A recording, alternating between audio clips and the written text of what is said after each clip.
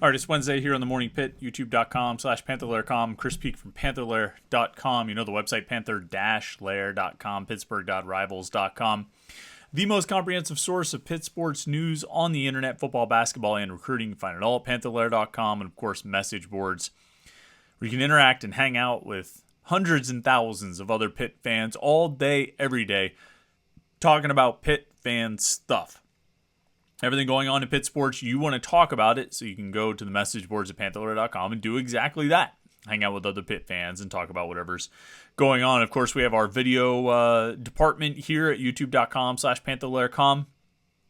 The deal here is we ask you to like this video and subscribe to the YouTube channel. The subscribe button is right down there. That makes it nice and easy. Just click that little blue box.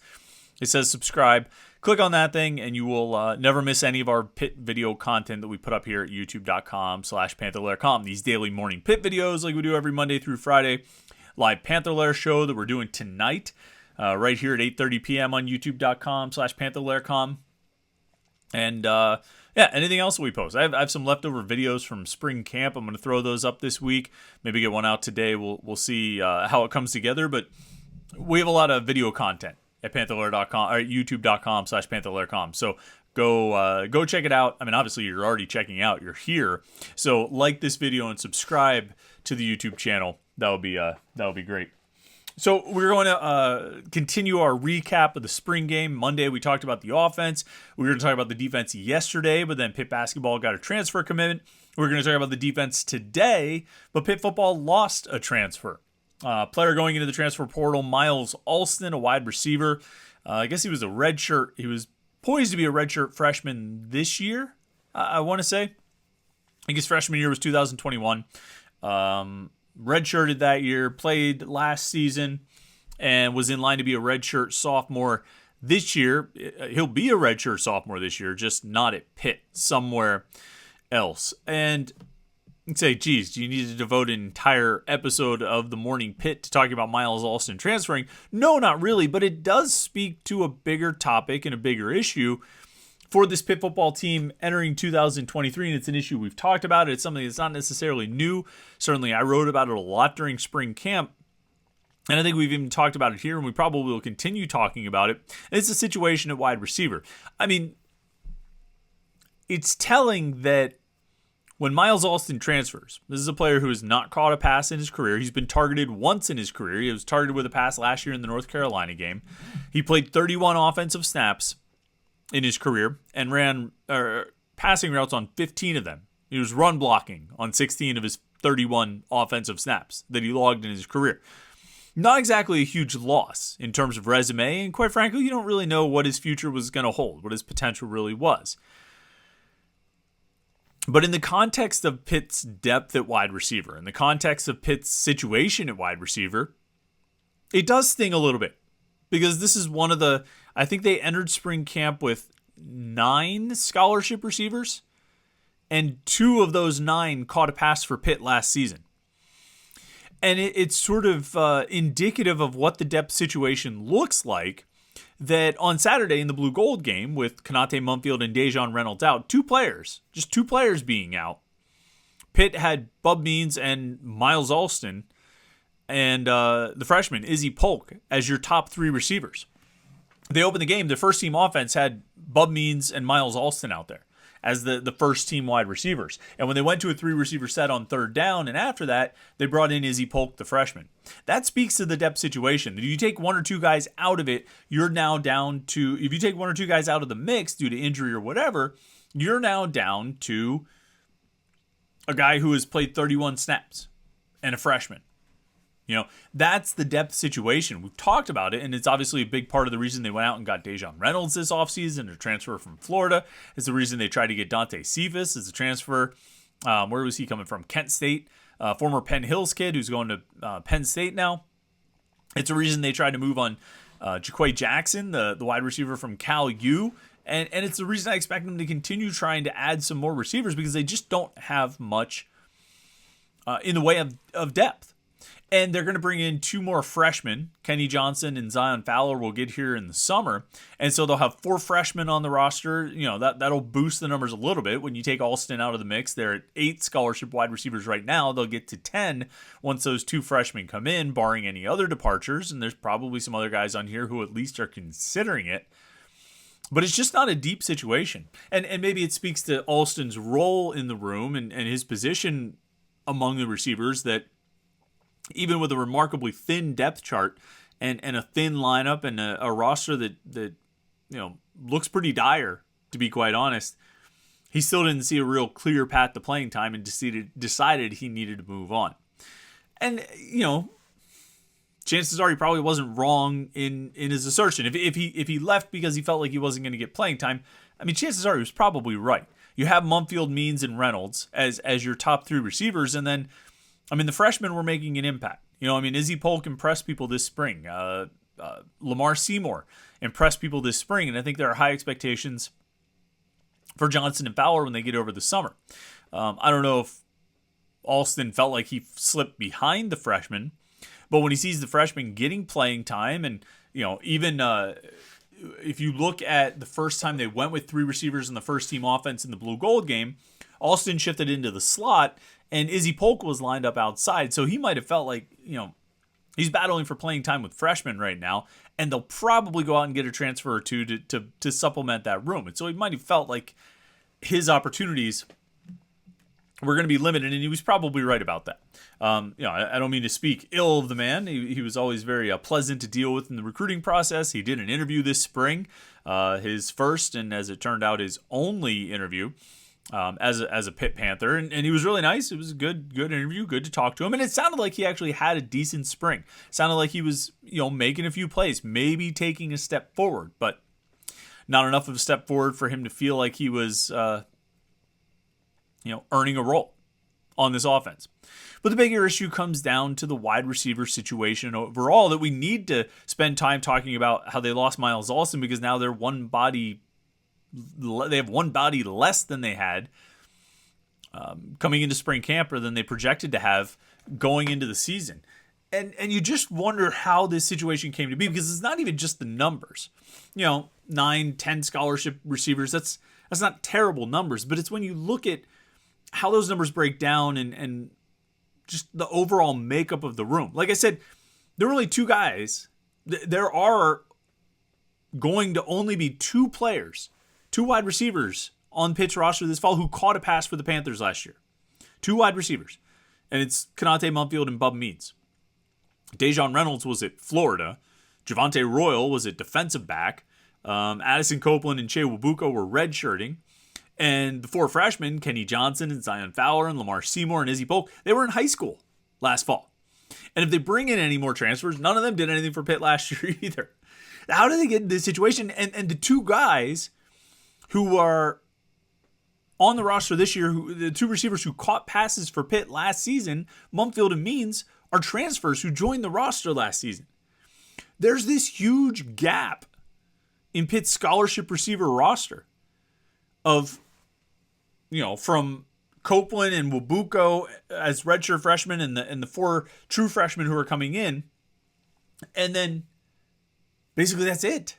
That's it for the receivers who were recruited to be on this roster. Javonte Royal, I guess, has been around for a few years, but he was recruited to be a defensive back. Well, where did all these guys go? What happened? Let's go to the recruiting, right? The recruiting will always tell the story for us. And so you go to the recruiting class of 2019. Those are guys who should be 5th-year seniors this year, either as a redshirt senior or as a super senior, a COVID super senior. And there were 2 receivers in that class. It was Jared Wayne and Will Gibson. Will Gibson transferred. Jared Wayne decided to go and try to make a living in pro ball after 4 years at Pitt. So you actually got,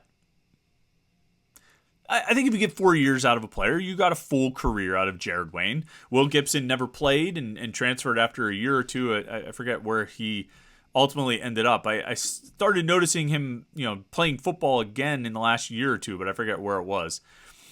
2020 recruiting class. All right. 2020 recruiting class. This actually produced Javonte Royal, who's still on the roster, although he came in as a defensive back. 2020, Pitt signed 3 wide receiver recruits: Jalen Barden, Aiden Henningham, and Jordan Addison. You know the story with all 3 of those, I suspect. Henningham is now playing linebacker. I guess he was the player to name. Actually, he moved first, and then Javonte Royal moved over to wide receiver. So I guess Royal was the player to be named later in the Aiden Henningham to defense trade. We're still waiting to see Henningham or Royal do anything in a game.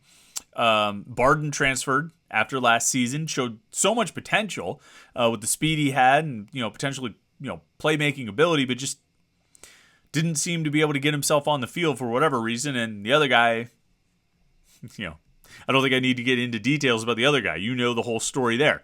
All those guys are gone, effectively. I mean, I know Henningham's still on the roster. I know Royal moved to defensive back or moved to receiver, but all those guys are gone. Class of 2020, pretty much washed out, save for Royal. Class of 2019, washed out. Class of 2021. Now we're getting closer here. Let's see. This should bring some promise and potential here. Signed 2 wide receivers in the class of 2021, Jaden Bradley and the aforementioned Myles Alston. Bradley transferred at midseason last year. When you transfer at midseason, there's probably something mutual in your departure. And I think that was probably the case with Jaden Bradley, who showed promise, showed flashes, but boy, just could never really seem to be consistent or reliable enough to get himself on the field more. And then Myles Alston already departed. And that brings us up. So there's another class completely washed out. You go to the class of 2022, which was the guys who were freshmen last year. And Pitt signed 2, Che Wabuko and Addison Copeland. Neither one of them got on the field last year. Neither one of them played at all. Neither one of them certainly ever made an impact. So you go through, and then you get up to the 2023 recruiting class, the incoming freshmen. There's 4 of those guys, so they're going to pick up a big chunk of this roster. But you've got 2019, 2020, 2021. You have 3 recruiting classes that basically have, the contribution of those 3 recruiting classes to the current roster as it stands today on Wednesday, April 19th, subject to change. The sum total contribution of those 3 recruiting classes to the 2023 roster is a converted defensive back. That's a giant gaping hole left on the roster at wide receiver. And that's why when you look at the scholarship board and when we update it, you're going to see, not necessarily a bunch of blank spaces, but yeah, a lot of empty space. It's not entirely blank because the coaches have tried to supplement it with transfers. They brought in Kanate Mumfield, they brought in Bub Means, they brought in Dejon Reynolds, but it's a lot of empty space out there. And that's why, they're going to have to go get another transfer or 2. I don't see how they could go into the season without adding another transfer wide receiver. And that is probably going to be a tough sell based on what the offense looked like last year. You are, we'll see where they can dig somebody out of, but you're going to hope you can find someone Taekwon Underwood has a previous relationship with, an existing relationship with, that he can go out and try to sell somebody on coming to Pitt. Because look, right now you're selling an offense that wasn't very good in the passing game last year, that'll be taken over by a quarterback who wasn't very good throwing the ball last year, to play, for a defensive head coach, who clearly prioritizes defense. That's not an easy sell. And they were able to do it last year when they got Kanate Mumfield. They were able to do it this year when they got Dejon Reynolds. So it's not impossible. But to get the kind of player that they need, I think it's going to be a real challenge. And the bulk of the contributions are still probably going to come from Mumfield, Means, and probably Reynolds, I would say. Now, like I said, the Blue Gold game had some encouraging moments. The Bub Means was one of those. 2 of those, really. He had a couple of nice plays and plus an end around. He had a couple of nice catches, though. One where he was wide open, but kudos to him for not dropping it. And one where he had to jump and he had to use that athleticism and, his physical skills to actually make the play. And that's very encouraging. If you could get Bub Means to take a big step forward this year, that would be huge for this passing game, for this offense. If you could get Kanate Mumfield used the right way or at least used in the way that's produced success for him individually in the past, that would be a big step forward for this offense. If you can get Dejon Reynolds to fill a role, that would be a big step forward for this offense. If you can get one or two of the freshmen to make an impact, a positive impact, that would be a big step forward for this offense. There's a lot of ifs in there, and you kind of need all of them to come together. I don't even think it's going to be enough to just get one. I mean, I guess if you could get Konate Mumpfield to do what he did last year, just match his production from a year ago, which was not nearly what his production was at Akron. But if you could get him to match his production from last year, but Bub Means takes a big step forward, I mean, I guess that would be good. But if you're really going to take a step forward as a passing game, and by extension an offense, and by extension a team, you're going to need all three of those guys, plus some freshmen to step up and really make a positive impact on these games, a positive impact on the passing game. And I just don't know. I'm more down on the receivers than I am on any position on this team. I think it's this is no just. I mean, it's hard not to take it as disrespect to them, but I mean, I think it's a clear weak link because just looking at the state of the position, and I'm someone who's very high on Konate Mumpfield and his potential. I'm someone who's holding out hope that Bub Means is going to put it together and be the kind of physical freak playmaker that I think he has the potential to be. I'm holding out hope on all those things. I'm holding out hope that Dejon Reynolds can fill a role. And I think there's a role for him that you can find as sort of a middle distance possession receiver, maybe slightly further down the field, but just kind of a big body who's going to be able to make catches. Kind of maybe what Jared Wayne was earlier in his career before he became a playmaker when they fed him 500 targets in the last 2 games last season. Maybe he can carve out a role like that. But it's just hard to have a lot of optimism about this group of receivers when, unless you're just basing the optimism on kind of blind faith, because there's not a lot of else to go on when it comes to that position group. And again, Myles Alston doesn't necessarily change the complexion of the room. He doesn't change the complexion of my outlook for the team. He was another guy that I said, maybe he'll take a step forward, and that could be a real boost for this team if he could take a step forward. Just like I would say about Che Wabuko, who's on the screen there, or Addison Copeland, or Javante Royal, or whoever else you want to throw in there. But I can't say the optimism's real high for any of those guys, just like it wasn't really all that high for Alston. You don't want to give up on a guy after a year. You don't want to give up on Che Wabuko after he's only been here for a year. You don't want to give up on Myles Alston after he's only been here for 2 years. But